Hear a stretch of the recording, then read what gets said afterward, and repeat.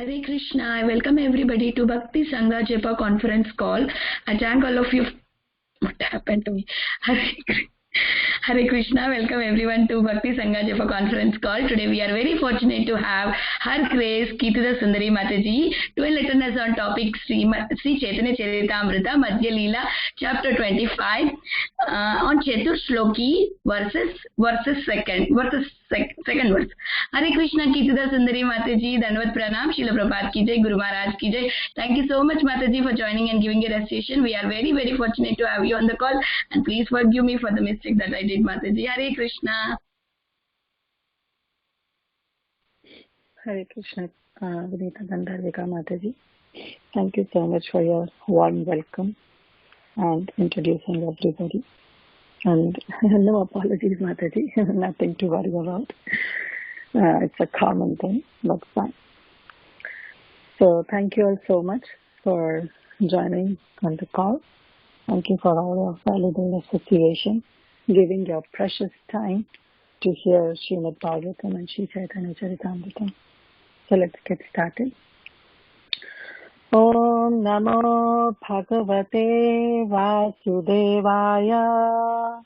Om Namo Bhagavate Vasudevaya.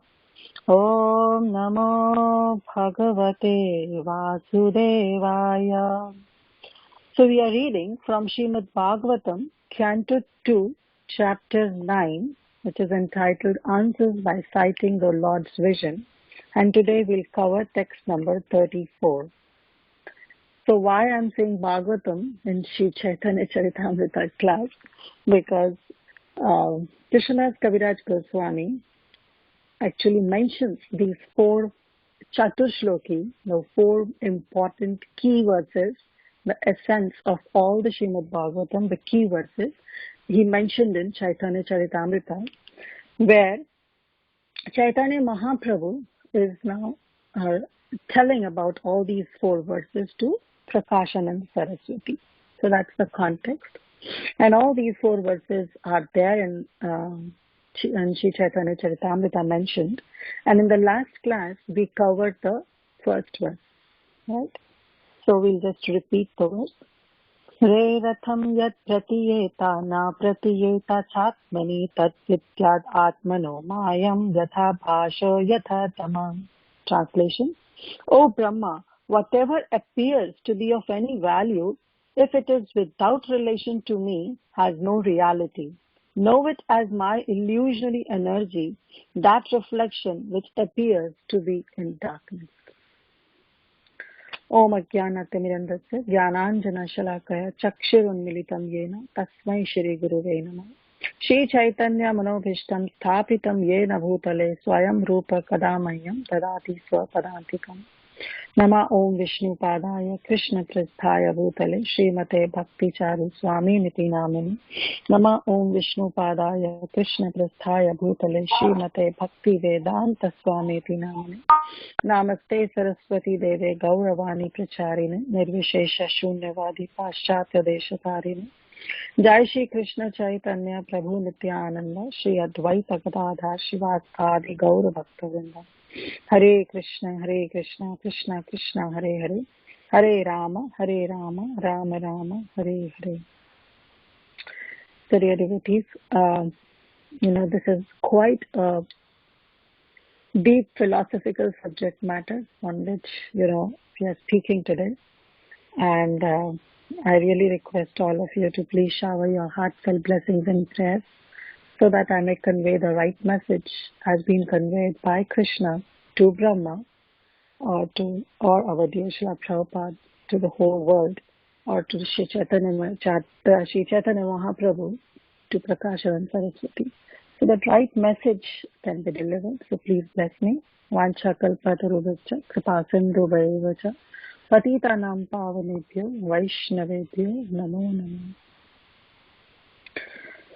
So please first of all forgive me for always taking up such philosophical subject matters. I don't know whether this is for Krishna's arrangement, that all philosophy comes on to me, though I don't prefer and I don't like to speak so much on philosophy because it myself is not clear.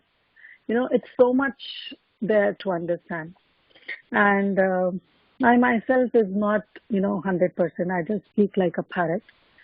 So, but accept it as Krishna's arrangement and accept it as a service to please Krishna and of course to purify myself.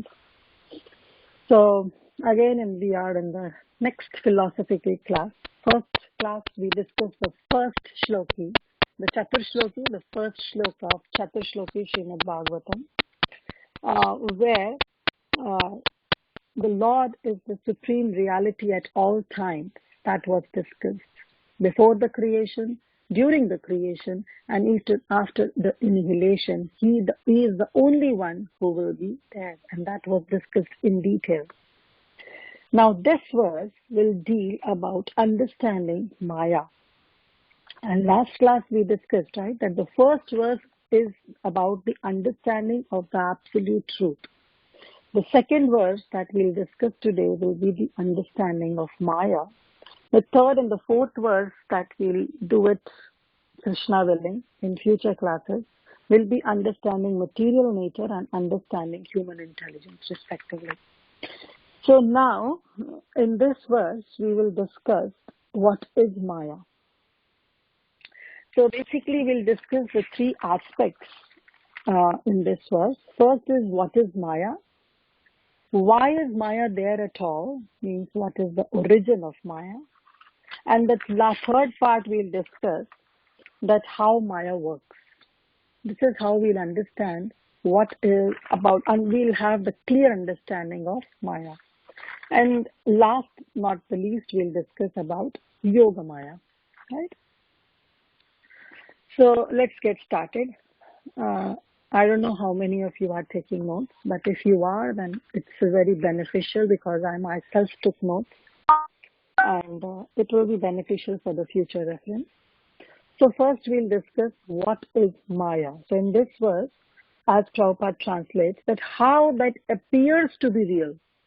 Something that appears to be real, but of course it is disconnected with the Lord. That is Maya, right? So we'll discuss what is Maya. So we all know that in this material world, we all want to live, right? But we are forced to die. We all want happiness, but these threefold miseries, different miseries, they are imposed upon us forcefully. They are imposed. We don't want it, but it get imposed on us. And the classic example that we are seeing is the coronavirus that is going on, right? So we have three kinds of miseries: Adi Daivik, Adi Bhautik, and Adhyatmik. So all this itself is the problem, right? Now how to resolve? Is this problems, is this miseries that we are facing, every day we face, is that Maya? So let's understand what Maya is. So yesterday, when Savitri Mataji was covering her few verses in Caitanya Caritamrta, Chaitanya Mahaprabhu mentions about three things. He mentioned about Ishvara, who is the Supreme Lord. Then he mentions about the Jiva, the soul. And then he mentions about the material world, right? Now these three aspects, material nature or material world, these three aspects are also the aspects of Bhagavad Gita. Actually, Bhagavad Gita deals in 5 aspects: Ishvara, Jiva, material nature, that is Prakriti, and Kala and Karma. These are the 2 extra that Bhagavad Gita deals with. But here, Chaitanya Mahaprabhu mentions about 3 things: Ishvara, Jiva, and material world. To take it more poetic, he said Jagadish, Jiva, and Jagat, with the 3 alliterations, right? With the starts with the word Ja. So Ishvara is Jagadish, and Jiva is Jiva, that is soul, and material nature or the material world, which is Jagat. So all 3, the Mayavadis think that they all are separate. Jagat is different, Jiva is different, Jagdish is different. In one sense, yes, they are, but as per our philosophy, is what our Gaudiya Vaishnava philosophy, the Vaishnava's philosophy is that the Jagdish is basically the source of Jiva and Jagat. It's not that Jiva and Jagat, they are independent of Jagdish, right? The soul and the material world is not independent of the Supreme Lord. Rather, the Supreme Lord is the source of the soul, that is the jiva, the living entity, and is also the source of the material nature, Jagat. They all are basically the integral whole. All three of them are interconnected. Rather than concerning that, rather than conceiving that they are separate, we have to understand they all are interconnected. The Jiva and Jagat, they are connected to Jagdish. And that's what this verse explains, that what is Maya. When we don't have the connection of Jiva and Jagat with Jagdish, that is Maya. Right? As Prabhupada says, it's the separated energy which doesn't hold any value. Right? Let's understand this with an example. So if we go to any desert, right? Deserts are famous of having less of water, and there is so much sun that normally the mirages are being formed. So if we go to the desert and we see mirage, so actually there is no water, but there appears to be the water, right? And that's what the mirage is. When there is no water, there is no real water, but it looks like, because of the refraction of the sun, that looks like that yes, there is a water. That is what is illusion we perceive through our senses, right? Through our senses, through our eyes. Our eyes think, because eyes see the things. So our eyes, through our eyes, we perceive that this is illusion. This is an illusion. Actually, this is an illusion. Another example we see that when when we were in the childhood, we used to take a stick and put it in a transparent jar. You can do it right now, means after the class. And you can do it. And you can put a stick and put it in the transparent jar.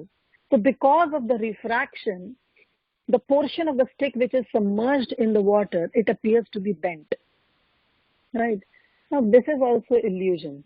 But this is the illusion through our perception, how we perceive things. Right? Now, is this Maya? No. This is not Maya. The mirage, the bending of the stick in the transparent jar because of the refraction, this is all not Maya. We can say that's an aspect of Maya, but this is actually not Maya. Actually, the Maya is related not to our perceiving things, but through our conceiving things, how we conceive things through our consciousness, through our mind. Because Maya originates in our mind, in our consciousness, in our conception. Right? Let's read the first two lines. Rite ratham yat pratiyeta na pratiyeta chatmani. First, let's understand the words, the word-to-word meaning, and then we'll move forward. Right? Rite artham. Artham means, there are three meanings of artha. Artha means meaning. Artha itself means the meaning. Meaning is what artha is. And artha also means wealth. Like we have Artha Mantri, the finance minister. Also we read Adharma, Artha, Kama, Moksha. So that is also artha. Something is wealth, right? And the third meaning is something that holds value. Just like we say that we have anarthas, something which is useless, which doesn't have any value. And the opposite of anartha is artha, right? Something which has value. So rite artham. Rite means without that value. Right? Rite artham yat pratiyeta. Pratiyeta means something that appears valuable or appears meaningful. Right? So, rite artham yat pratiyeta means without value, there is no value, but it appears to be valuable. That's the meaning of the first line. Right? Na pratiyeta chatmani. Na pratiyeta. Na means no, and pratiyeta means again appears. Cha atmani. Cha means and atmani. But in our appearance, we don't see any connection. Atmani, Prabhupada translates as Supreme Lord. So that which appears to be meaningful, to be valuable, but it does not appear to have any connection with the Supreme Lord. That is the meaning of the first two lines. Rite artham yat pratiyeta na pratiyeta chatmani. I'll repeat. That which appears to be meaningful, to be valuable, but it does not appear to have any connection with the Supreme Lord. The third line, Tat Vidyat Atmano Mayam. That means that. Vidyat means you must know. Through that knowledge, you must know. Atmana means my, Maya, Mayam, illusionary energy. So all you must know is that Maya. This is what I'm talking about, means something that appears to be meaningful but does not appear to have any connection with the Supreme Lord. That is my Maya. Krishna is saying Atmana Mayam. That is my Maya, my illusionary energy. Yatha bhasho yatha tama. How? Just as reflection which appears to be in darkness. So this is the real meaning, the word-to-word translation meaning of the word.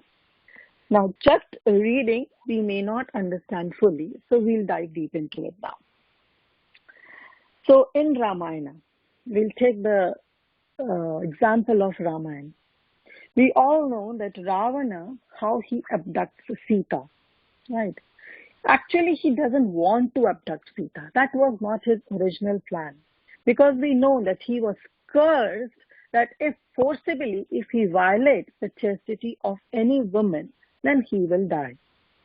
So he has no plans to abduct Sita. But he made the master plan. And what was the master plan? That he first kicked out Rama out of the way through Marich. And Marich became a golden deer. We all know the history. We all know the story. We all know this pastime. Right. So we'll just see the key thing in this. So he made a master plan that he first kicked out Rama from the scene, out of the way, through Maricha, who became the golden deer. And we know that how Sita was attracted and she forced Rama that I want, and so and so forth, and Rama went out. Sita was all alone. And how even she forced Lakshman to go out of the sea. So now Ravana came and he disguised himself as saint. Now, as a saint, he asked Sita for alms. He begged Sita for some alms. And Sita offered her some food. So as soon as she offered the food, he revealed his original form. His original form of Ravana. Not the Dasha Anana, not the 10-headed Ravana, because that form may be quite fearful to Sita, but a normal 2-handed, one head. He revealed that form to Sita. And then what he did, he started bragging about himself. Like, I am the king of Rakshasas, and I am the most powerful one. I defeated Indra. So through his speech, he started bragging. That's the first thing he did. The second thing he did, he considered Ram to be the competitor. Because he started saying, let's see, I am so powerful, I can give you all happiness of this world you want. Why you want to stay with Ram? He is just a pauper, resides in the forest. And see, now he just left you all alone in this forest. What kind of a chaste husband he is? So he started basically saying something bad about Rama, right? And the third thing what he did is, he started flattering Sita. That you are so beautiful. You are really the goddess of fortune. You are so beautiful. You are not meant to stay with this pauper, this beggar like Rama. Rather, you have your beauty. You are so beautiful that you need to stay with me. I'll make you the princess of Lanka. I'll make you, and you please come and stay with me because your beauty is really for me so that I can enjoy. So instead of thinking Sita for Lord Ram, he started thinking Sita for his own enjoyment. That's what Ravana did, right? He brags himself. He considered Ram as to be the competitor. And then finally he started flattering Sita. And when none of this had worked, Sita was still chaste to Lord Ram. He finally attacked Sita. And we know that how he took Sita to Lanka, and there basically Vibhishan tries when they came to know that Lord Rama has crossed the bridge, has made the bridge and crossed the ocean and have landed to Lanka. At that time, he called up his confidential ministers to discuss that what step to be taken next. And then Vibhishan tries to explain in various ways to Ravana that what you have done is not right. So the point here to be noted is that Vibhishana said that why have you brought Sita here? She is such a most unfortunate woman. See, now who is saying? Vibhishan is telling Ravana, who is a devotee of Lord Rama and Sita Devi. He is saying that why have you brought this most unfortunate woman here? And because after you brought after you have brought Mother Sita in Lanka, all inauspicious omens are present. So why have you brought? So better return her back to Lord Rama. Now, this is the contract. Sita is none other than goddess of fortune. Right? And because of her, there is always the signs of auspiciousness. Because she herself is the goddess of fortune. Right? So it's so strange that he is saying that Vibhishan is saying that she is the most unfortunate one. Because of her inauspiciousness, things are prevailing in Lanka. See the contrast. So it all looks so strange, isn't it? So this is what? Rite artham yat pratiyeta na pratiyeta chatmani. Ravana seeing Sita, but he is not seeing Sita in connection with Lord Ram. He is thinking that Sita is meant only for my enjoyment. And that thought that we all jivas have, that things in this material world are meant for my pleasure, for my sense gratification, for my sense enjoyment, independent of Krishna, is what is called Ravana Vritti, or also called Maya. This is what Maya is. Now, Sita is not Maya, right? Ravana's conception that Sita is separate from Rama, so I have the full authority to enjoy Sita for my sense gratification. That conception that is present in the mind of Ravana, that is Maya. Okay. See? For man, Hare Krishna. Can I request everyone to be on mute? Thank you so much. So for man, all the woman in this world is not Maya. Similarly, for women, say all the man in this world is not Maya.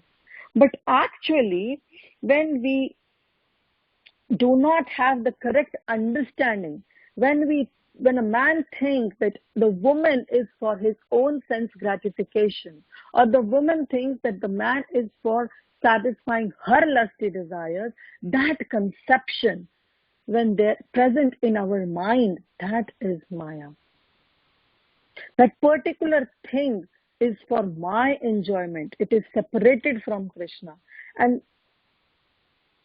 that conception, when it is present in our mind, that is Maya. The woman itself is not Maya.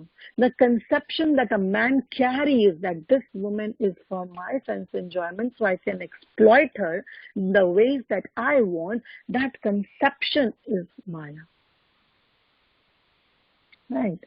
And whatever causes that separation without Krishna, that what is the channel through which Maya attacks.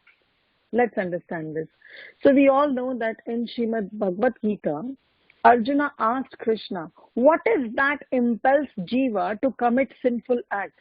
Even though we don't want to, even unwillingly, but still we are forced to commit some sinful acts. So immediately in the next verse, Krishna says, it's lust only, Arjuna. And that lust, where it is found? that lust is found in three places. Indriyani manobuddhi, that is senses, mind and intelligence. So it's lust only, Arjuna, because of which one commits sinful activities unwillingly.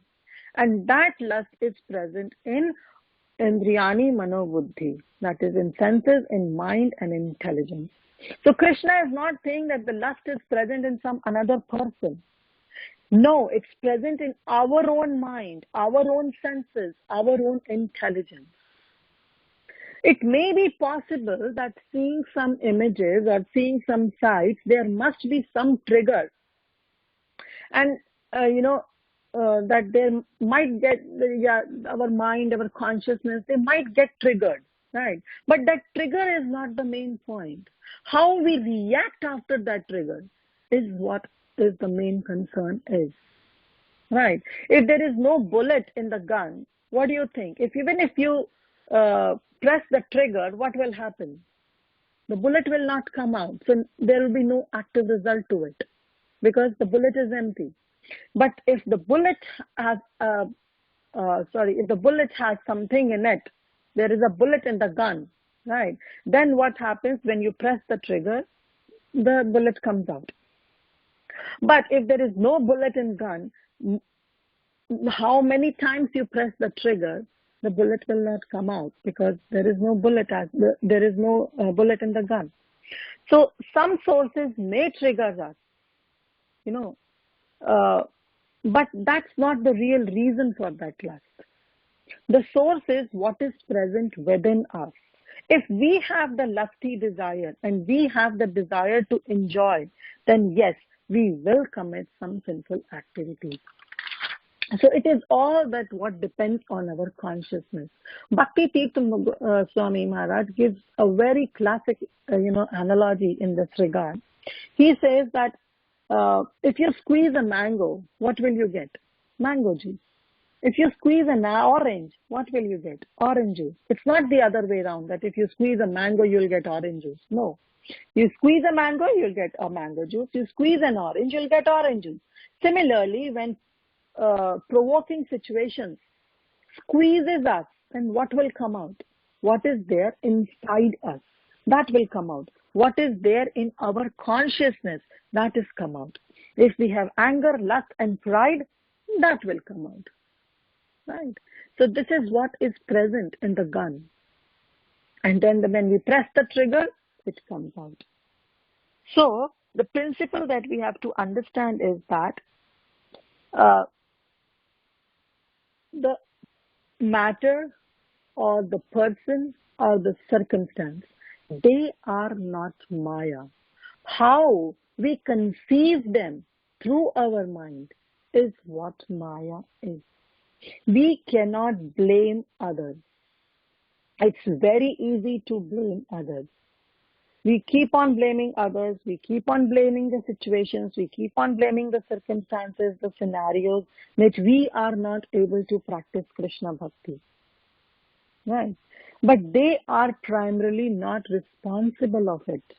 It's our own misconceptions, our impurities, our anarthas, which are totally responsible, that keep us away to practice Krishna Bhakti. And that is what is needed to purify.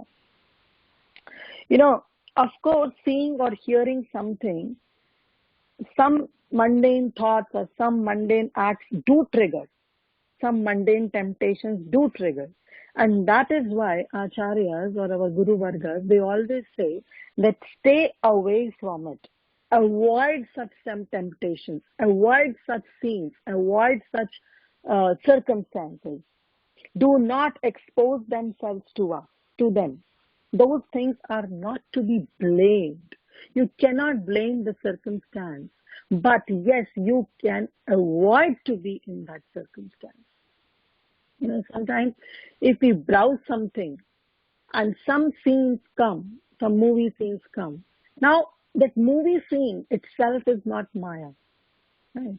If you browse something, in some YouTube, if you are browsing, some movie clippings come, right? That self is not Maya. But we pressing on that button and seeing that few minutes video, that is what is Maya. That clipping itself is not Maya. It's up to us whether we want to get exposed to that clipping or we don't. We can always avoid it and move on and to see what we were really browsing for. We can focus our mind on the point for what we started the act. But if we sidetrack to it and we get attracted to other things, then yes, there will be a fall down. And sometimes, these things happen that we say, oh, I was watching on my own. I'm not impacting on anybody. What's harm in that, if we are seeing it? But we have to understand that if nothing happens, then something happens, right? It enters our chitta, it enters our consciousness, and then when something enters, it has to come out also.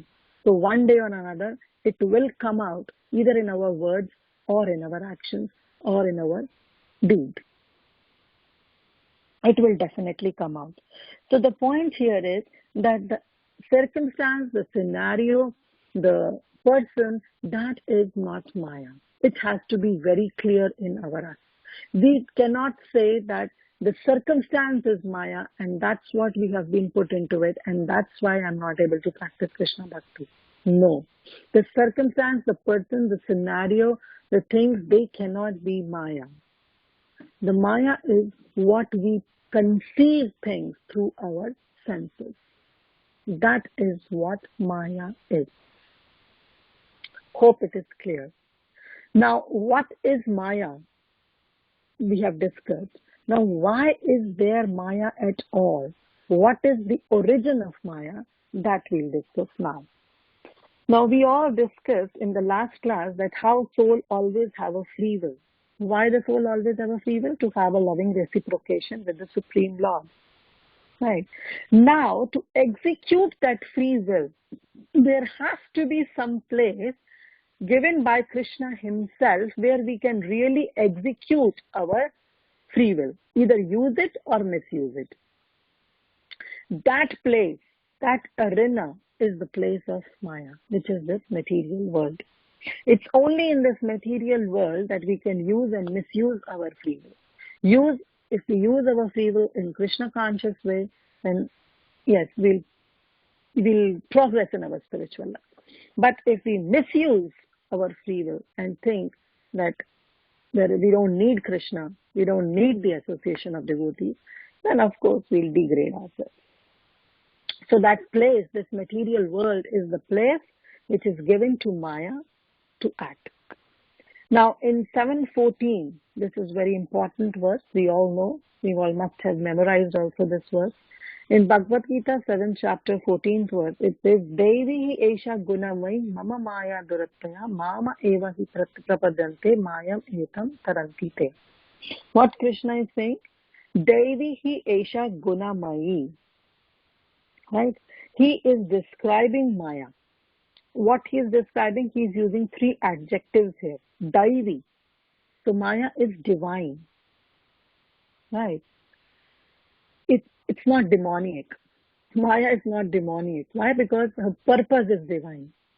So Daivi, so Krishna is saying it's divine. Gunamai, it is made of the modes.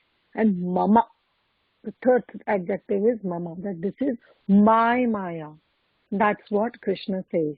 Even in Srimad Bhagavatam it says Vaishnavi Janmohini, that she is a devotee, she is a Vaishnavi, but her duty is to test people by exposing them to some illusions or temptations. Her purpose is divine. That is why she is meant to be Daivi. How her purpose is divine?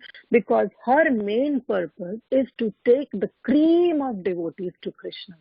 She doesn't want that every random person can approach Krishna. She wants a person who is a sthita pragya, who can deal in any situation, who can be calm in the situation of sorrows and in situation of happiness. She wants only a sthita pragya person to reach to Krishna. And that's why she herself brings out some temptations to a person. She is the source of all temptations. What temptations we have is coming from Maya, but those temptations are not Maya. How we deal with those temptations is what Maya is. If we fall prey onto the Maya, then Maya wins over. But if we still stay calm and equipoised, and if through the knowledge of the Shastras that is being given to us, then yes, we win over Maya. So she is a devotee. She is the one who exposes us to illusions, to temptations. So actually, Srila Prabhupada was once asked that when our purpose is to serve Krishna, then why is Maya so strong? Why is Maya there obstructing us in our service? That's a valid question, we all devotees do have at some point of time. That if our purpose is to serve Krishna, see, our purpose is also clear, right? We all want to serve Krishna. So Maya should support us. Why she is basically obstructing us by putting forward some temptations in front of us? Prabhupada replied, this is because our purpose is not so strong.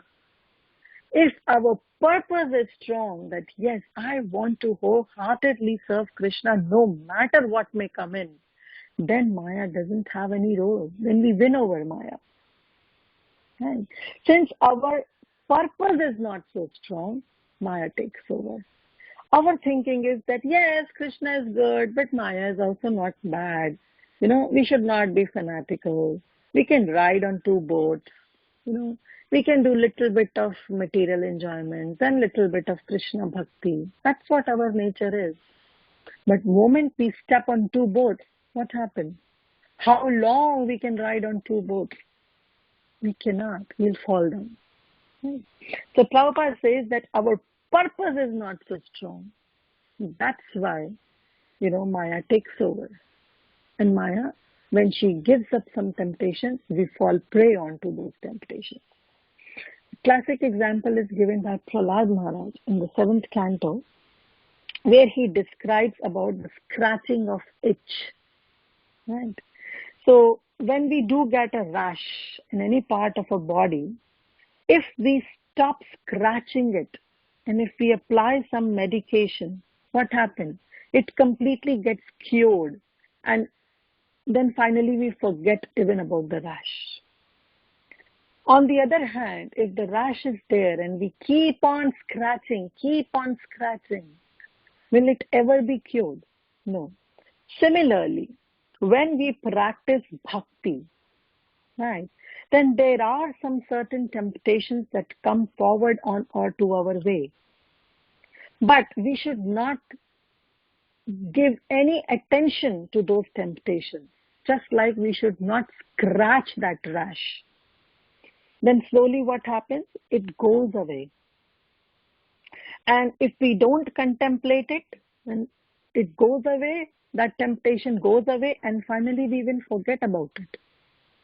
We all must have experienced those who were meat eaters before coming into Krishna consciousness, or even if they were vegetarian but they were eating onion and garlic. So what happened? When we were in the process of practicing bhakti, then these temptations do come. It's not easy to let go the taste of onion and garlic or meat, whatever you can say, whatever the temptations of an individual is. Immediately it's not possible to give it away. Those temptations comes in. Okay, let me eat outside in a restaurant. What's harm anyway? 6 days I'm eating at home. One day if I eat in the restaurant, what's there? These kind of temptations do come in our initial status of Krishna consciousness when we are just like a bud, practicing Krishna bhakti.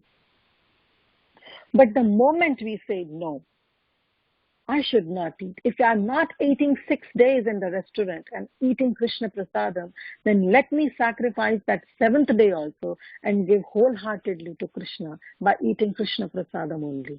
If we have that kind of determination, then what happens? Slowly and slowly, the taste of onion, garlic, or any kind of temptation that we had will go away. Slowly it will go away. And now, after so many years of Krishna consciousness, do we still hanker for those things? No. We have completely forgotten it.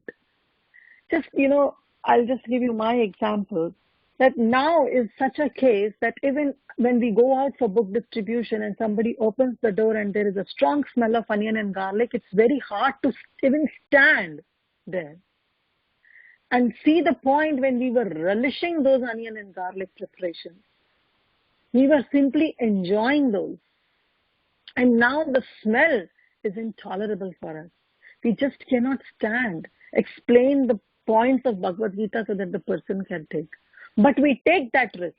We do take that risk. We stand there and we still explain the concept of Bhagavad Gita and try that the person other side should take Bhagavad Gita. But it's intolerable to stand there because we cannot take up that smell now. So slowly what happened is, the moment we keep on practicing bhakti, that temptation goes away. And finally we forget even that, oh yeah, once in a while we were eating that. We even forget the taste.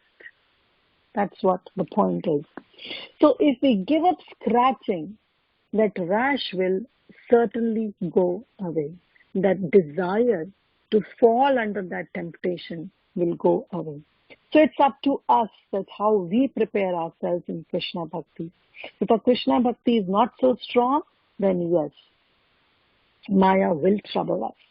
Otherwise, the Maya won't trouble us. If we are strong in our determination, in our purpose, then Maya won't trouble us. What does it mean that Maya won't trouble us means? See, Maya is an illusionary energy of Krishna. But her channel to act is through our mind.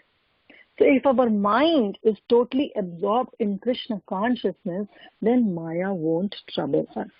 That's the point. And then what Krishna says, Mama eva ye prapadyante mayam etam taranti te. How you can get over through this Maya? The way to get over this Maya is to only surrender unto me. Mam eva ye prapadyante. Full your consciousness through thoughts of my pastimes, my instructions, my form, my sweetness, my holy name. Full your consciousness through that. See, if your jar is full with Krishna consciousness, then there is no space for Maya to enter. Maya can only enter if there is a space in the jar. If there is a space in the jar, only then you can put another rock, right? Otherwise you cannot. So to win over Maya is to fill our consciousness, our thoughts, totally 100% with Krishna consciousness. Only then mayam etam tarantite. Then only you can overcome this illusionary energy of mind. Otherwise, it is impossible. That's what Krishna is telling to Arjuna. And that's what this verse even says. So we discussed two things. What is Maya? And then what is the need of Maya? Means what is the origin of Maya? And now the third aspect we'll discuss, how Maya works. So Maya is not just an illusion. Prabhupada writes in the translation, know it as my illusionary energy. Krishna is saying this is not an illusion. Maya is not an illusion. Maya is an illusionary energy. What does it mean? Now, for example, we take back to our example of mirage. Now, if somebody is intelligent, who knows the science, right, then what he'll say, oh, I know that this is mirage in the desert. So he'll not search and run after for the water in that mirage. Because he knows that this place is a desert. So this is the mirage that is being formed because of the refraction of the sun. So definitely this is not water. So he has win over that illusion of mirage. So does it mean that he overtook Maya? No. He has win over the illusion, but Maya is not illusion. Maya is illusionary energy. So our purpose is not just to become intelligent by reading all those philosophical things. Oh, I know each and every verse of Bhagavad Gita. I know all the verses of Bhagavatam. I know in and out of Bhagavatam. If this is what our motive is, then we really have to check ourselves. Right? The ultimate thing of becoming intelligent, of becoming knowledgeable, or having some wisdom in Vedic knowledge is to surrender unto Krishna. If we don't surrender into Krishna and we leave Krishna aside, then Maya will act. See, Maya can act in various ways. Again, we'll cite an example that there is an Ekadashi, right? Now, through this knowledge, Shastric knowledge, through our intelligence, we know that we are not supposed to eat grains on Ekadashi. And a person thinks that, oh, yeah, I want to talk about the Ekadashi thing. Even I fast completely on Ekadashi. I do Nirjala. And a person is doing Nirjala, but what he goes on looking that, oh, devotees are eating Krishna Ekadashi Prasadam. See how they are feasting themselves by eating Ekadashi Prasadam. It's fine, they are not eating grain, but still they are feasting on Ekadashi. And see me, I'm so great that I'm doing the Nirjala the whole day. Now we are doing Nirjala. Why? Because through the Shastric intelligence, we came to know that yes, one has to fast Nirjala on Ekadashi. That is the right way. Of course, if someone cannot, then yes, various is given to us that, okay, you can drink water, you can take fruits, and if not, then you can take Ekadashi Prasadam as per the health situation. But the ideal way is to fast Nirjala on Ekadashi, on every Ekadashi. So now when we are fasting, are we really fasting? No. We are simply feasting our egos, thinking that, oh, I'm so great that I can do Nirjala, and see others. They are eating Ekadashi Prasadam. They just cannot control their senses. They cannot control their tongue. Right. So now what has happened? Our intelligence is now transferred into pride, which is more subtler anartha to go away. Biggest temptation to go away. Pride makes us feel that we don't need Krishna anymore. We don't need the association of devotees anymore. Then the real difficulty starts. That's what happens. So on our path of bhakti, if sometimes we succeed and sometimes we fail, if our bhakti goes in waves, then we should think that we are really progressing. Even when we do the ECG of the heart, the doctor says if that screen on the monitor, if it comes in your waves, that means your heart is right. If it doesn't, then you are declared dead. If it's a straight line, you are declared dead. Similar thing happen in our Krishna Bhakti. If we succeed and simultaneously sometimes fail in Krishna Bhakti, that humbles us down, that we need Krishna's mercy. If we keep on succeeding in all our Krishna conscious activities, then that will feast our ego. Then that will train us saying that we don't need Krishna anymore. I can do these things perfectly on my own. But if sometimes we fail while doing some devotional service, then that teaches us that yes, still we are 100% dependent on Krishna. We need the association of devotees. We need that humbled us down, that we stand nowhere without mercy of Krishna. So that is why our, the graph of Krishna Bhakti should always be in waves, sometimes up, sometimes down. Down, why? Not abominably down, but down when we really think that, oh, I'm nowhere without the mercy of Krishna or without the association of devotees. See, we have to focus ourselves, engage us in Krishna's service, rather than thinking of my own anarthas. Sometimes there are some anarthas in all of us, especially I'll talk about myself. But if I keep focusing on my anartha, that won't hold any value. So let me focus on on engaging in Krishna's service rather than focusing on my anartha. Again, we'll cite with an example. If I'm a good singer, right? Now, this is my ability. This is my strength. Anyway, I'm just giving an example. I know I'm a very bad singer. But just an example, that if I'm a very good singer, then what happens? While I'm singing the Vaishnava bhajans, while I'm singing Krishna Sankirtan, what I am doing? I'm singing Krishna's Kirtan, but in my mind I'm thinking, oh, so see, somebody is listening to me. They must be praising that how wonderfully I'm singing. All my rags, all my notes are, all my pitch is on to the point. So that is not the main thing. So I am singing Krishna bhajan, listening to my bhajan, another person is getting Krishna bhakti, all is positive. I'm singing Krishna bhajan, fine, I'm not singing something mundane. And by listening those Krishna bhajans, another person's heart gets transformed by listening to that Krishna bhajan. But what is getting transformed is me, is that my ability is getting transformed into pride. I am not focusing on Krishna's qualities or pastimes or Krishna's glories that is being sung in that bhajan.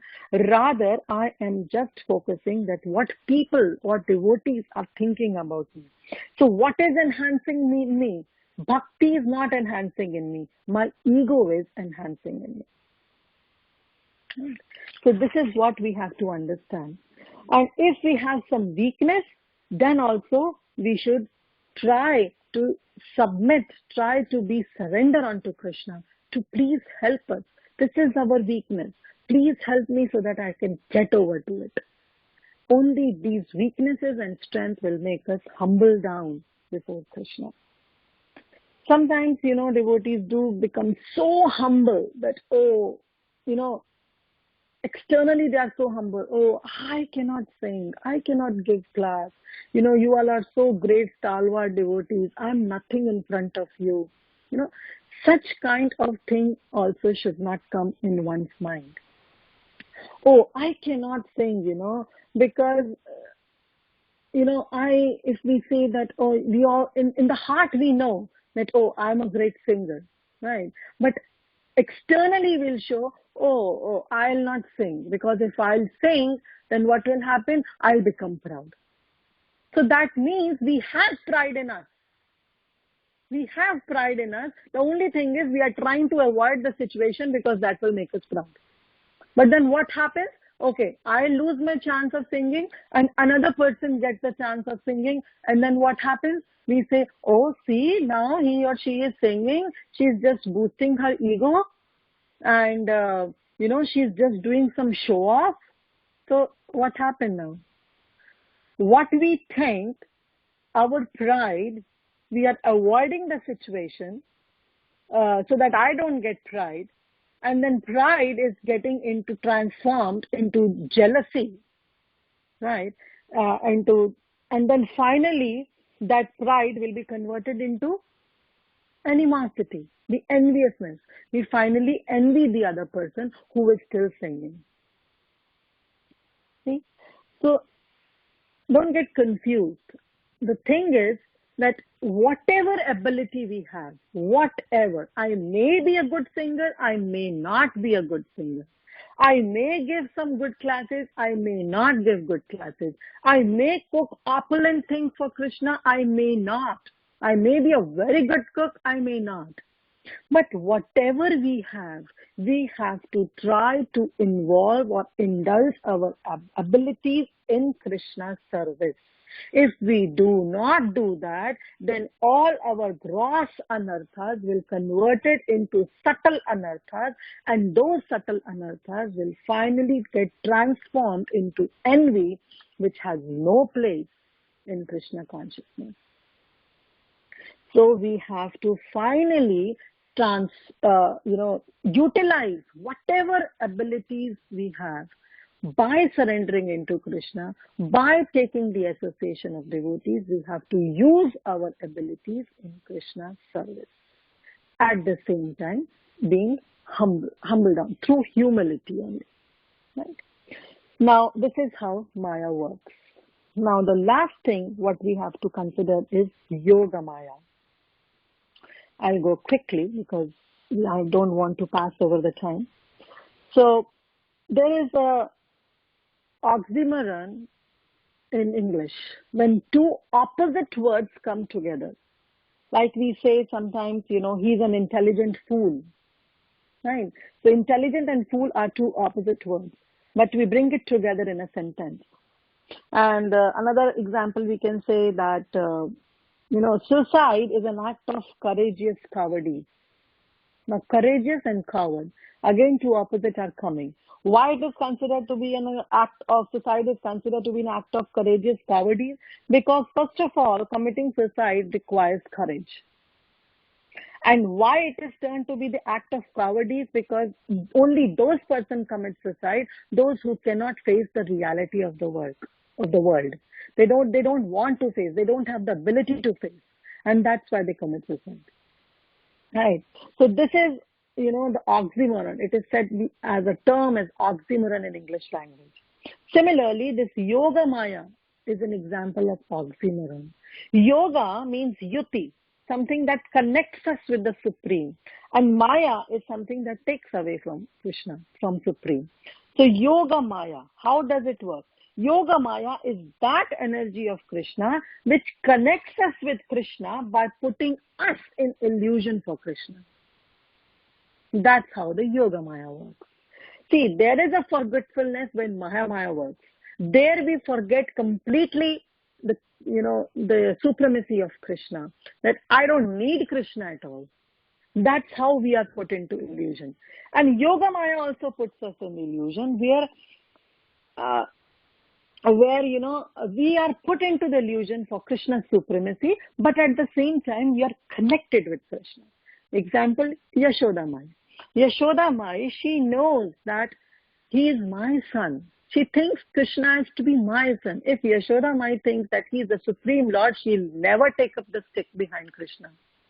She carries stick behind Krishna. Why? Because she is put under illusion that Krishna is not God. But ultimately, she is 100% connected with Krishna.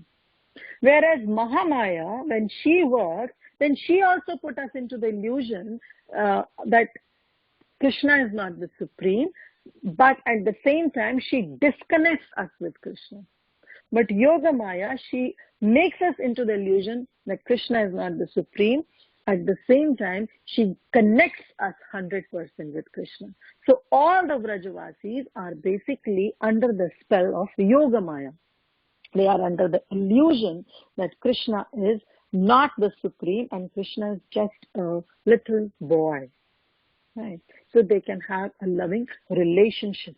So Yoga Maya intensifies our devotion and intensifies our Krishna, our connection with Krishna. So if it's the illusion that Yashoda Mai is put into it, where she thinks, oh, if I'll not feed my Kanha, then Kanha will starve. He'll go hungry. Now, Krishna, who feeds everybody bellies, can he ever go hungry? Can he ever starve? He is the Supreme Lord, right? But Yashoda Mai is put into the illusion that if I am not able to feed Krishna, then my Krishna will starve. So she is 100% absorbed in the thoughts of Krishna. Let me do this for Krishna. Let me do this for Krishna. Same there with cowherd boys. Let us play so that Krishna is happy. Let us do something so that Krishna is happy. Gopis always thinking, always 24/7, 365 days thinking of Krishna. That is how they are absorbed in Krishna. And that's what we all should be. We all should be responsible in all our services we are doing. Because if we take that responsibility in our service, that responsibility will create some anxiety in us. See, if I have to give class, if I take the responsibility that yes, Tuesday Mid-morning, 11 o'clock, I have to give class. If I take up that responsibility, naturally there will be an anxiety in me. Oh, I should deliver it properly. I should reveal the right message. Let me present my class in such a way so that it's easy to understand. It will or it will not be, that's a result of my action. But my practice will be, my anxiety will be that let me do this. So I'll put on all my hard work. I'll be anxious. And that anxiety, that anxiousness is really needed in Krishna Bhakti, in Krishna consciousness, in practicing our devotional service. That is the real purpose. We should be responsible and at the same time we should be anxious. Whether we are cooking, we should not think I'm a good cook and I can cook left and right, center and done. Oh, I can dress very well. I can do Shringar of Krishna so well that, oh, it gives me 2 hours, I can do it in 1 hour itself. If we have that kind of feeling, then we are not doing devotional service. Because devotional service to Krishna always should have anxiety. I can give thousands of classes, but still the next class when it comes up, I should be anxious. That anxiety should be there in me, whether I'll be able to say it properly or not, whether the right words will come in my mouth or not. That anxiety should always be there. And that anxiety will lead us back home, back to Godhead. That anxiety will help us to grow in our spiritual life. And that is only and only brought if we take some responsibilities towards Krishna, towards devotional service. It absorbs our mind, and that is what the perfection of bhakti is. To conclude, I'll just say that what our acharyas have to say on the second verse of Catrusloki Bhagavatam. So as per Srila Jiva Goswami, this verse explains the vijnana, the realization of the subtle science that occurs by the Lord's grace in order to teach us the real truth. So we last time we covered that how the first verse deals with jnana of sambandha jnana, but this verse deals with vijnana. Jnana is just to have a knowledge, and vijnana is to realize that knowledge, to understand our sambandha with Krishna. As per Srila Krishnadas Kaviraj Goswami, this verse substantiates the understanding of our sambandha jnana. As per Vishwanath Chakravarti Thakur, this verse explains about actions of Mahamaya and Yogamaya. And as per Bhakti Vinod Thakur, this verse explains the knowledge of the form of Maya Shakti and Jiva Shakti. And finally, by our dear Srila Prabhupada, the right conclusion is of dovetailing everything in relationship with the Lord. And that is what is called Yogamaya. And the wrong conception of detaching a thing with the Supreme Lord or from its relationship with the Supreme Lord, then that is called Mahamaya. So Prabhupada always used the word dovetail. Actually, this word dovetail is the only word in Krishna consciousness that helps us survive in Krishna consciousness. Because through that, we can dovetail all our actions onto Krishna Bhakti. So this is all what I have to say in this regard, in the second verse. But I'll also honor the request of Preeti Vilasni, as she requested everybody to speak something on the glories of Lord Ram. So I'll not take much time because I'm already over time, but just spare 5 to 7 minutes more so that I can say something in the glorification of Lord Shri Ram. So we all know that Lord Shri Ram is the reservoir of all pleasures. He is Rama, right? So, but, it's always been substantiated that the glory of the name of Lord Ram is much more higher than Lord Ram itself.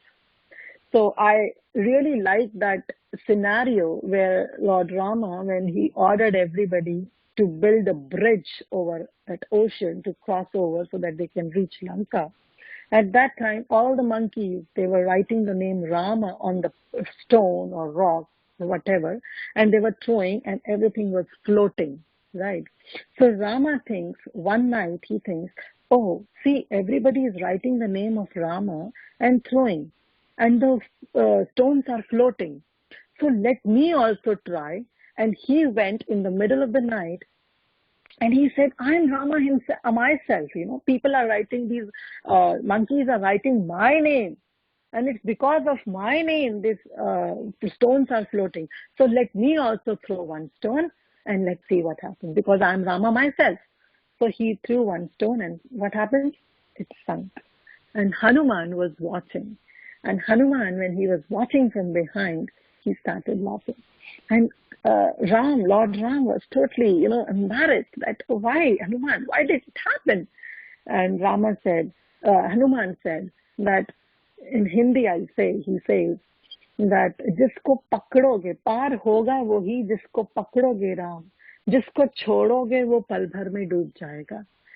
Like, for those who don't understand Hindi, it means, oh Rama, those who will be clasped to your lotus feet will be able to cross over this ocean of material existence. But to those souls whom you will leave, they'll die. They'll again and again enter into the womb of all the different mothers and different species and will be entangled in the cycle of birth and death. They cannot cross over this ocean of material existence. So this is how we see that the name of Lord Ram is much more glorious than Lord himself. Lord Rama built a long bridge across the ocean to transport the monkeys. But the name Rama, it has basically transported the unlimited numbers of souls who have crossed over, not the ocean to cross over and to reach Lanka, but the ocean of this material existence. Lord Rama basically, he provided immortality to his servants like Shabri and Jatayu. But the Ram Nam, has delivered many people without any qualification. So Lord Ram has killed Ravana, Khar, Dushana, but Ram Nam has extinguished many innumerable demoniac qualities that is present in our heart as lust, anger, pride, greed, so on and so forth. Lord Rama, he touched and he liberated one Ahilya who was imprisoned in stone. But Ram Nam has broken down so many prison walls of Maya. It's not just one stone, but so many walls of Maya. Lord Ram, he purified forests like Chitrakoot and Dandakarnya by residing and walking in that forest. But Ram Nam has cleansed so many jungles that are there in our heart. Ram Nam gave shelter to Vibhishan and Sugriva, but basically Lord Rama. But Ram Nam has sheltered uncountable souls.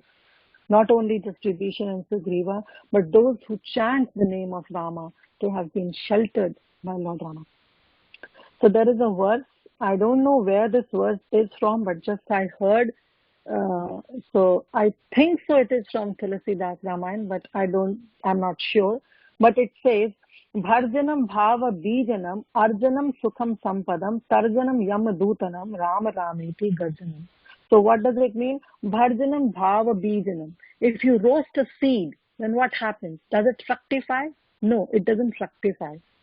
So the seed of our anarthas, the seed of our sinful activities, means the reactions to our sinful actions will not fructify. Arjanam Sukha Sampadam. Arjana means to possess, to carry, right? All the possessions, all the wealth, all the happiness one possesses. Tarjanam Yamadutanam. Tarjana means to throw away, to give up. Who? Yamadutas. The Yamadutas will not approach. To whom? So the sinful activities, the seed of sinful activities will not fructify. Yamadutas will not come near to you, and you will get all the possessions of happiness and, sukha, sampadam, all the prosperity. How? Ram Rameti Garjanam. Those who, Garjana means loudly roars the name of Lord Rama. So Ram Navami is coming, so we can just meditate on this verse and wholeheartedly sing the glories of Lord Ram by chanting his name. Hare Krishna, Krishna Krishna, Hare Hare, Hare Rama, Rama Rama, Hare Hare. So thank you so much for patiently listening, and thank you so much for giving me little extra time so that I'm able to finish. Thank you all for your association. Shla Prabhupada ki jai. Hari Bol. Go ahead. Hare Krishna, Kiritida Sundari Mataji, very, very beautiful class. Mataji, you are saying so nice points, and especially, that one point I really like, sometimes fall downs is really good. Every time if you succeed, then you think that you are Lord. So very nice point, Mataji. Mataji, I still have a confusion about that you are talking Maya circumstances, and what is another point you have used? I don't know correct English word, Mataji, but you were telling the situation or the circumstances, right? Maya, what is it? Can you please explain me, Mataji? Yeah, sure. Thank you so much, Mataji, for your rapt attention and listening. Yes, I was telling that circumstance itself cannot be Maya, right? The circumstances cannot be Maya, or the scenarios or the person, they cannot be Maya. How we conceive those circumstances, how do we act, how do we respond to those circumstances, that is what is present in our mind. That is what Maya. Like I was given an example. If a man sees a beautiful woman, right? So if he sees a beautiful woman, and he gets attracted to that beautiful woman, and he gets some lusty desires to enjoy that beautiful woman. So where is the fault? Is the fault in the woman? That the woman is so beautiful, the woman is there in front of the, why she is so beautiful, why she is in front of that lusty desire man? No, there is no fault in the woman. Woman is beautiful. It's not because she wants to be beautiful. It's because Krishna wants her to be beautiful, but Krishna made her beautiful. And she was there in front of that man. That's also not the fault of a woman. The fault is in the mind of the man who thinks that she is beautiful, and so let me enjoy. If he thinks, seeing the woman, that how beautiful she is, and why? Because Krishna made him so beautiful. Krishna made that lady, that woman so beautiful. So ultimately he is glorifying Krishna's abilities. That if Krishna can make this woman so beautiful, what about the gopis of Vrindavan? What about the Lakshmis of Vaikuntha? What about the queens of Dwarka? What about the gopis of Krishna, headed by Srimati Radharani? How beautiful they must be. If that thought comes, then the same woman enhances the bhakti in that man. But if the desire comes, oh, let me enjoy this woman, let me exploit her, then the same woman will act as Maya, as a thought, that conception there in the mind of that person. That same woman will be the true fall down of that person. So that's why I was mentioning that the circumstances, the person, the scenarios, they themselves are not Maya. How we are relating to that circumstances or relating to that person. If we think the other person is the devotee of Krishna and deal in that way, then that is not Maya. But if we think, oh, that is for my enjoyment, then that is what Maya is. Hope it's clear, Mataji. Yes, Mataji, very, very nice, Mataji. I understood. And one more thing you are talking is anxiety should be every time when we are doing any service or anything, the anxiety should be as if like we are doing for the first time, how we don't know anything. Then when we do that, the same anxiety and same enthusiasm. Very nice, Mataji. That point also I really like. The other one, you are talking about Maya. Why Maya is very nicely attacking us always, even though we are trying to, serve Krishna, because our desire to serve Krishna is not strong. That is why it is attacking us, even though we are trying to serve Krishna. So really, really, Mataji, striking points where I can meditate on it, Mataji. Really so beautiful class. So many points to learn, and so much of, I don't know how to tell it. It was so beautiful, Mataji. Excellent class. Thank you, Mataji. Thank you so much, Mataji, Vinita Gandharvika Mataji, and thank you for summarizing the whole class in those 3-4 points. So, thank you. Hare Krishna Kiritida. Hare Krishna Kiritida Sundari Mataji. I want to also,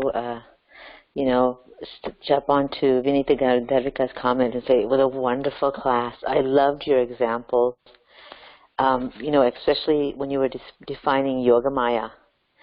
So clearly you were explaining, I love the oxymoron example, Yoga Maya, how she is covering us up, putting us in illusion in order to connect us to Krishna. So that was a beautiful example. And I also liked how you were saying to ignore the itch.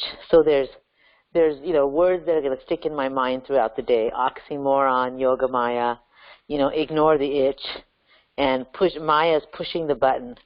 And how you explained, and I think that Vinita Devika also explained nicely too, that it's not the Maya is not that object or that scenario, as you said, it's not Maya itself, but how we react to it.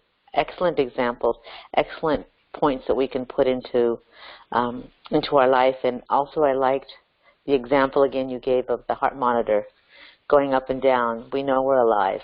So, and our focus, I remember Vaiseshika Prabhu, our focus is to stay alive in Krishna consciousness. From the Sadhu Sangha a couple of years ago, that line I remember, and this is going to stick in my mind. Stay alive in Krishna consciousness. The heart monitor has got to keep going up and down. Thank you so much. This was a very, very potent class for me. Thank you. Thank you so much, Tanishri Mataji. Hope I'm able to imbibe some parts of this class in my own life. And as you said, these examples, these are not mine examples. They are all given by Srila Prabhupada and repeated by our Guru Vargas. So just like a parrot, I repeated. They are not my examples. So glories to all of our Guru Vargas and Srila Prabhupada. Thank you for your kind words. Hare Krishna, Kiritida, Mataji. Go ahead, Mataji. No, you do. You see, I'll go last. No problem. Go ahead, Mataji. Mataji, go ahead.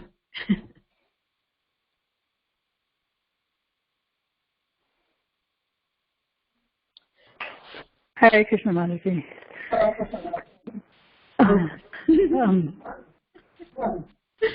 Does somebody else want to speak? Pretty much. No. I was just hoping one by one everyone can see.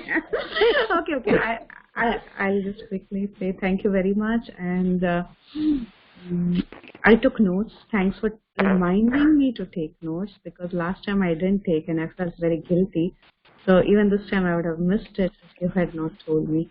So first of all, thank you for that. And one thing that I really liked in what you were saying is, of course, the way you described what is Maya, what is not Maya, how Krishna defines Maya, the example of Ravana, and then about free will and the field of Maya. That was interesting. And then the point that it is very important to take up everything very seriously and sincerely and just not take it lightly or carelessly. That was very striking, because that's what you do every time. You are very anxious about the class that you give, and I see that each and every time.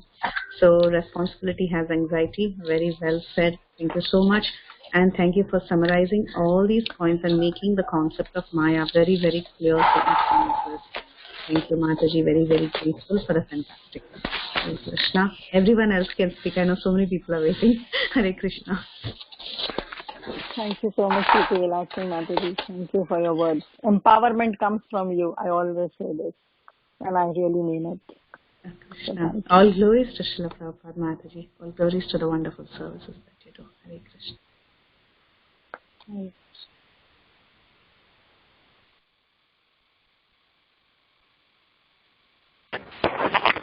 Hare Krishna, Mataji. Yeah, when you were speaking about this anxiety and taking up responsibility, I kept translating that in my mind as, and you can let me know if I'm off here, but the way I was interpreting that was that, since we are powerless on our own, then when we take up a responsibility, we put ourselves in a position to depend on Krishna for what we're striving to achieve.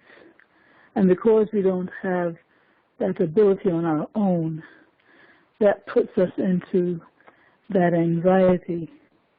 But that dependence on Krishna is, my understanding is that that's what Krishna is looking for in us, that attitude of dependence, so that, we can see how he is taking care of us, that he is the one, protecting us, and doing for us and bestowing his mercy on us. So if we take up a responsibility, I feel like the benefit of that is that, we are putting ourselves in a position to experience Krishna's mercy through our dependence on him to carry out that responsibility. That's how I am seeing the value of that kind of anxiety. So I'm wondering if I was on the same page with you, or did that need some adjustment? No, you are on the same page. Yes, anxiety do brings us closer to Krishna. You have the right understanding.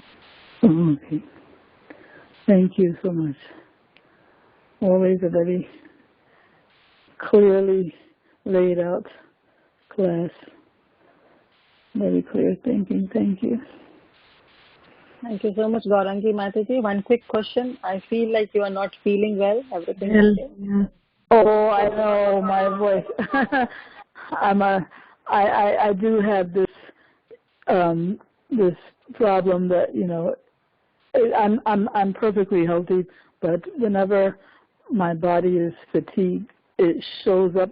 I give myself away through my larynx. My larynx gets weak, and so I sound like I have laryngitis. But I'm perfectly healthy. But thank you so much for asking. Thank you. Good. Mm. Thank you.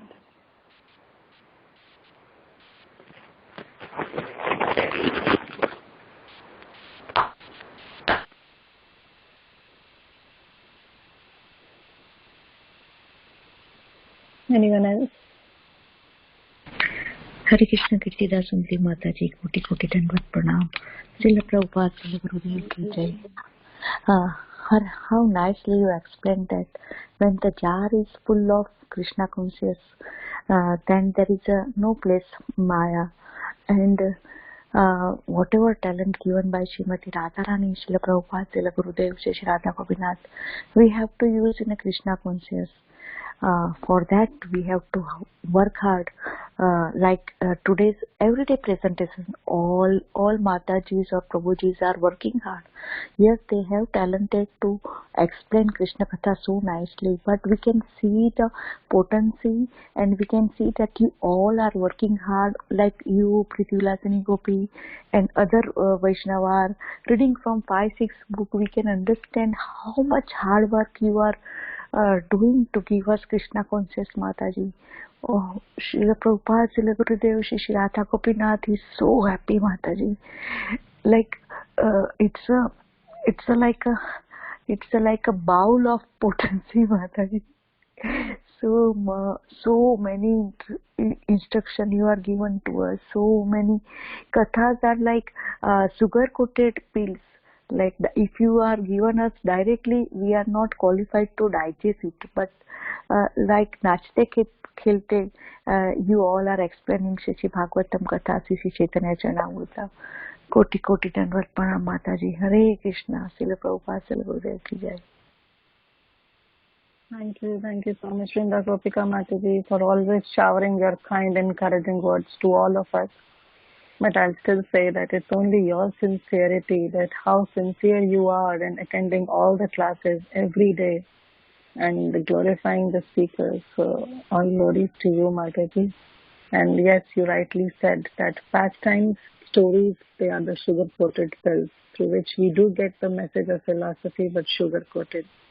But some subject matter in Bhagavatam and Chaitanya Caritamrta are just the direct pills that we have to take, no matter we like it or we don't like it. Koti koti dandavat Radhe. Thank you so much. Hare Hare Krishna, Kiritida Mataji. Thank you so much for this class, Mataji. And I feel this class as like for me personally, it's like a chastisement class, Mataji. Because it's more of telling that we have to shred our ego. Then only we can survive in our Krishna consciousness. Whatever activities or whatever services or however we feel each and day in the progressing of Krishna consciousness, each and day, every day we have to shred our ego. Then only we can progress. And some point, Mataji, it is like the class is like Simhavalokanam, we say. Like the lion moves forward a few steps and sees back how far the lion came and what are the bad things in the forest. So in the same process, while I am moving in my Krishna conscious life, so at some point we have to check back how I am progressing. Means I am detaching and I am completely surrendering to Krishna, whatever I am doing. So this is like a very, very nice class, Mataji, and personally I feel that you are like a big elder person chastising me personally. You are not nothing, but you have to completely surrender to Krishna without any ego. And this is excellent class, Mataji. I will hear each and every day to shed my ego. Thank you so much, Kiritida Mataji. Thank you so much. Thank you. Everybody's ego, all the anartha, they try to kill all the anartha. You are right, Mataji. Yeah, it is like we should not have any kind of attachment to whatever we are doing. Completely Krishna's mercy. Excellent class, Mataji. Excellent. Thank you so much, Shama Supriya Mataji. Thank you. But I hope that this class will not be the same, the example that I gave, that it transforms your life, but it boosts my ego. So just pray that I should not fall into this category and should always be transformed, be humble, and try to progress more and more in my Krishna Bhakti. I really want all of you to pray so that my ego doesn't get boosted and I also get transformed just like you all. Mataji, it teaches that our senior is working hard from 18, 19, 20 years very patiently. So that now it's our turn that we have to become sincere, whatever quality given by Srimati Radharani, like a Vaishnav song, bhajan or cooking. So we should, for that presentation, we should be take sincerely and sincerely vow, and we will serve Shri Radha Gopinath, Srila Prabhupada, Srila Gurudev so sincerely. We learn lesson from Priti Vilasini and you and all preacher, Mataji. Thank you, Mataji. Thank you so much. Hi, Mataji. Actually, one of the comments just reminded me that I did have just one other question. Remember when you were giving the example of somebody who is given the opportunity to sing and they decline because they don't feel qualified, and then that turns into envy. But were you saying that when they declined that was a form of pride? See, Mataji, there are two scenarios to consider in this. Sometimes we decline because of utter humility. We really think that we are not suitable for that service, so we simply decline, take a step back. But at the same time, when somebody else takes up that service, we feel happy about it. That's the genuine humility we have, and we decline that service. Sometimes we decline the service thinking that, let me not do it. Like people normally say, right? I'm the most fallen person. I'm the most fallen of the fallen. So Prabhupada says you are most of nothing. You are not even the most of fallen. Because if you are really Patita Pavana, then Mahaprabhu will come and deliver you. So when we sometimes decline the service, not because of the utter humility, but again something that, if I do the service, I may become proud. Okay, fine, you might become proud, don't do the service, but at the same time, be happy if others are getting the chance to do that service. If others are getting the chance and we are thinking that, oh, that person is simply boosting up, that person is simply showing off, then our humility of saying no to the service is basically transformed into pride and then ultimately transformed into envy. Yeah, that's the part that that that was the part that I wasn't following so well, that, if a person declined to do it, let's say it was maybe, I think you're saying some false humility, out of like a false humility. It's not that they were, I guess they were just trying to appear humble. Not that they were really feeling unqualified. They're just trying to, they're trying to appear, saying and no. So this fake humility, that's what you're referring to as a pride, is it? Yes. Because that fake humility will bring us pride eventually. That fake humility, what we have, will bring us pride in us. And that pride will ultimately lead to envy. Yeah, that fake humility, how it leads to pride is what I'm not following. How it leads to pride. Okay, I'll give you one example. If Preeti Vilasni approaches me and say, Mataji, can you give a seminar on, let's take a topic of, okay, Mataji, we want to start a new book, Lagu Bhagavatamrita. Can you give the seminars or a series of lecture on that Lagu Bhagavatamrita? And out of fake humility, I'll say, oh, no, I'm not qualified. And, let me not do it. Let somebody else can do it. And then Preeti Vilasni will say, okay, fine. If you don't want to do it, then let me do it. And then she does it. And then now what happened is my chance is gone. My fake humility has made my chance to go away when I got a chance to glorify Krishna. Because of my fake humility, I said no. And now when she is giving class, all the devotees are praising her. And now what I am feeling is that, oh, it's better if I would have given class. What class she is giving? She is not connecting to the point. She is not sticking to the point. It's better if I would have given the class. I would have given better class.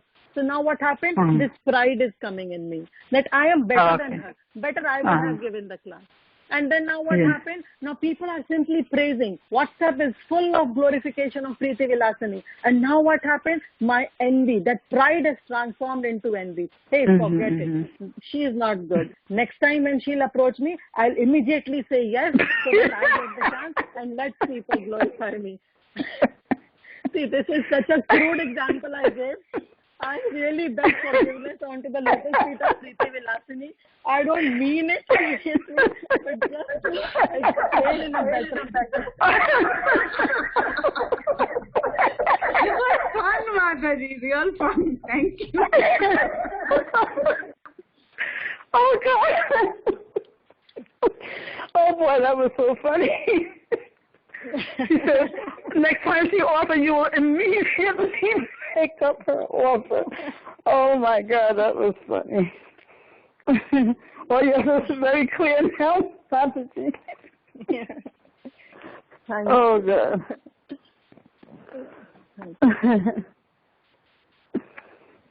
Hare Krishna. Hare Krishna.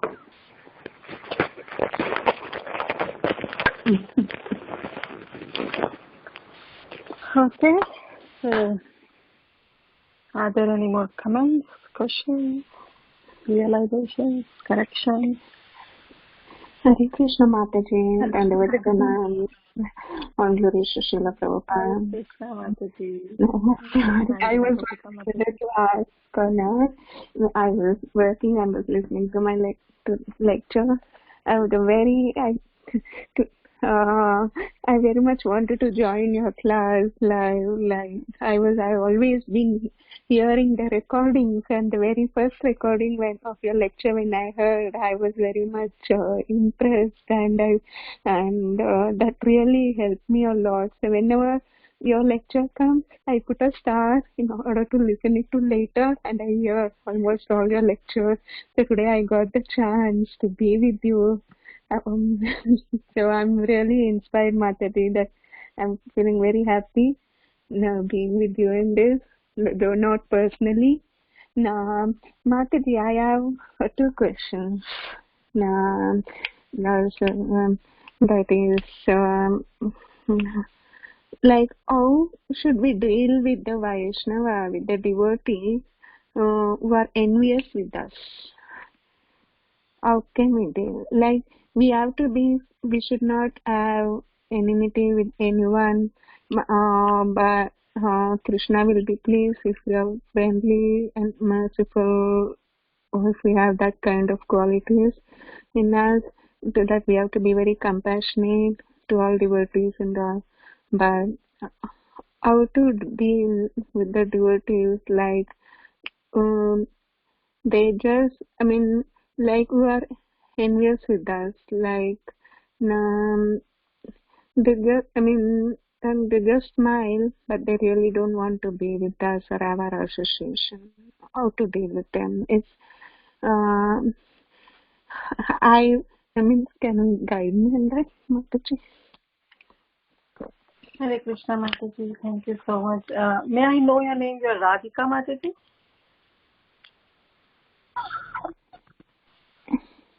Hare Krishna. May I know your name? Huh? Arundhati. Arundhati, Mataji. Oh, Arundhati, Mataji. From Philadelphia, right? Yes, Mataji. Then don't pronounce. How are you, Mataji? Yes, Mataji, your question is quite valid, that how do we deal when others are envious to us? See, Mataji, again, the point here is to understand. Maybe others can also add, but what I understood is we have no control on others, really no control. So even if those who are envious with us, we have to deal with them politely. We have to deal with them thinking as if they are the devotees of Krishna. But at the same time, it's not that we have to apply the principle of Dadati Pragnati that Rupa Goswami gives in Nectar of Instruction, that revealing ourselves, revealing our mind in confidential with those devotees. When we think something is wrong and we could feel something in other devotees, then of course that principle we can avoid. But it's not about that only applying that principle of revealing our mind confidentially, but rather we should be taking it easy, not having approach of enviousness. If somebody is envious, we don't have to approach tit for tat, blood for a blood. No, we don't have. That's not the right way. And we cannot control anybody else's envy. We have no control over that. We can always pray. At the same time, maintain a reasonable distance.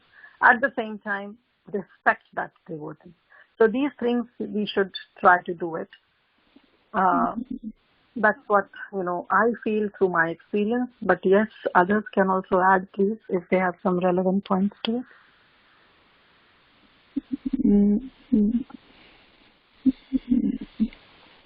No.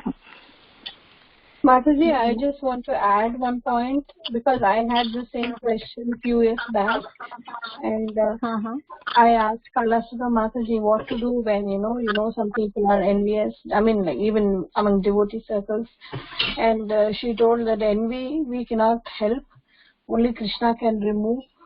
So we can only pray to Krishna that they remove the envy from the other person. But practically, it's not possible for us to do anything about, like you rightly said, about the other person's psyche. Thank you for adding that. So, Arundhati Mataji, that's true, right? We cannot do anything. So, just maintain a safe distance, respect that devotee. But we have to greet, right, Mataji? Like, yeah, of course, we should. But even if they don't respond. No matter what. Let them not respond. Krishna knows, right, that how we are dealing. So let that equation be between Krishna and the other devotee. Why we are intervening in between. Let us greet. Why not? We should greet Hare Krishna. How are you? If let them not respond, then Krishna will handle that. But we should not give chance to Krishna that Krishna may say that even you did wrong to that devotee, so you are also not right. Krishna should think that, okay, what we did is we did our part. Let us do our part. Let us greet. There is no harm in greeting, right? But not getting too much involved. And at the same time, if we are not getting the response, that's also fine. Krishna will take care. It's not easy. It's not easy to say than to practice, but slowly develop that habit of practice. Yes, Mataji. And what is the other devotee, comments on what's happening around me, and I'm feeling that because of that particular devotee, the other devotees are keeping a distance with me. So in that way, it really hurts, Mataji, at times. So in that way, I thought Krishna knows everything. So if no one is there with me, at least Krishna is there in my heart. So I chant. I keep chanting in my mind. Yes, that's the right way. Yeah, we should not take any offense. Giving offense is definitely not recommended, but we should also not take offense. No, just let it go. That principle of let it go should be applied. Because again, see, we are here, as Bhaktisiddhanta Saraswati Thakur said, that if we are into this organization of ISKCON, that doesn't mean that everything will be happy go around. No, this is in a hospital where all the deceased people are coming to get cured. I am diseased with pride, somebody can be diseased with greed, somebody can be with anger, somebody can be lust. So we all are diseased, having different diseases. It's just a hospital. Right? So everybody is here. Everybody is not pure. Everybody is here to become pure. So rather seeing the faults in others, let's try to focus on the faults of our own self and try to improve. Okay, Mataji, thank you very much. And one more thing you had mentioned in the lecture, that we can always say that we are, I'm not a better person, I'm always fallen, like that. But how should we deal when we are having this kind of WhatsApp group, and when any of a special occasion come, when they mention, oh, you do great service to the Lord. Now, then I mention in front of you all I'm nothing. Then after sending that message, I was wondering whether did I do the right thing, or whether I'm showing off, or inviting others to say something, or what. I was just knowing. So I just asked my daughter, and she said, it is just you want others to tell more about you. That's why you want to listen. That's why you have sent that message. So, how should I deal? Can you guide me on this? Yeah, Madhya. So if somebody is praising you and somebody is sending those praising messages, then at the same time you should accept it. It's not that just reject it. That doesn't show the right humility. Accept it and then pass it on to your Gurudev or to your seniors. That's the right way. This normal examples, it's always been given that how Caitanya Mahaprabhu told Haridas Thakur to tell the glories of the holy name. That's what Harinam Chintamani is. Now, Haridas Thakur, who is Haridas Thakur? He is chanting the name of Caitanya Mahaprabhu, right? He is chanting the names of Krishna. He is glorifying Krishna. And now Krishna himself in the form of Caitanya Mahaprabhu is asking Haridas Thakur to say something about the glories of the holy name. So he was feeling utmostly, incapable in front of Mahaprabhu to say the glories of the holy name. But what he did is that he accepted it. He said, yes, Mahaprabhu, if you want, then I will speak the glories of the holy name. Though I utterly feel unqualified, but still I speak the glories of the holy name. But at the same time, I plead you, I beg you, I request you that you please reside in my tongue, so that in the form of words, so that the right words can come out and I may speak the right glories of the holy name. So accept it. First accept it and then pass it on to your Guru Vargas. So if we don't accept it, then also it will not show the real humility. If we keep on saying, oh, no, I'm not good, no, this is not the right way. If people are praising you for some of your activities, accept it. Yes, it's the ability given to me, but don't feel pride about it. Don't feel proud about it. Just think that, yes, this is whatever good is in me, it's because of my Guru Vargas and Krishna. And what are the faults in me is because of my own self, my own ego. Right? This is how we have to deal with scenarios. So it was wrong that I should not have said that I'm nothing before you. I should not have said like that. Not saying that, just say thank you, and in the next line you should say, yes, thank you, Mataji, for encouraging me for whatever services I did. But at the same time, all those abilities are given by my Guru Vargas, so all glories to Guru Dev and all glories to Srila Prabhupada. This is how the right way. We have to keep on practicing. Accept it and then pass it on. If you just simply say, oh, no, I'm not, always negation is not always good. Humility is not something that you fake. Humility is something that is genuine. No, okay, thank you, Mataji. Normal group, like even it is not good to be quiet without saying anything, is it? It is not good. What you said, Mataji, I couldn't get it. Like in the same situation, like it will not be good just to be quiet without saying anything, is it? Can we be just quiet? Then that means that you are accepting everything. If somebody is praising you and if you are just keeping quiet, that means that you have accepted everything, and you have accepted and keep it to your own self. You have not passed on. And if you have not passed on to your Guru Vargas, then that will bring pride in us eventually. So just keeping quiet is also not good. The thing is, I don't want to show, I don't want to, I feel very embarrassed. It's not the matter of show off.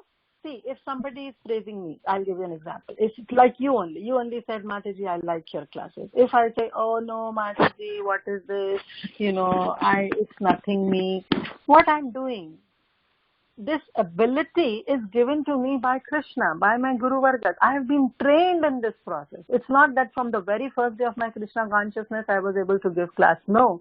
Somebody forced me, I prepared, and then eventually keep on praying and having all those anxieties and taking up all those responsibilities that made me take up this service to give class. Now, if somebody is praising me, and if I just keep quiet, then it shows that, yes, I'm happy that you praised me. And if I just negate it, then I'm negating the quality of Krishna. So basically, I'm negating Krishna now. Because this ability is given to me by Krishna only, or by my Guru Vargas only. I have been trained in this process, right? So we have to give this right glorification to our trainers, to our Guru Vargas. And that is also very important. So keeping quiet is also not good, and simply not giving and passing on to our seniors, that is also not good. Take it, humbly take it, accept it, and then pass it on to Guru Vargas. Thank you very much, Mataji. I learned now. Thank you very much. Hare Krishna. Thank you so much, Mataji. Thank you. Okay, so it's already 12:46 EST. I think so. We'll stop here now. So thank you so much for all your association. Thank you, Mataji, for the beautiful class. Okay. Yeah, if there are no more questions, we can end the call here by offering obeisance to Mataji and the Vaishnavas.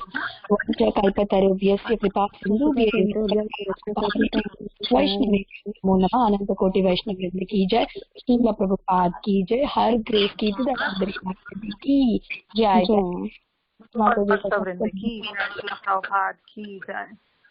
Hare Krishna. Hare Krishna.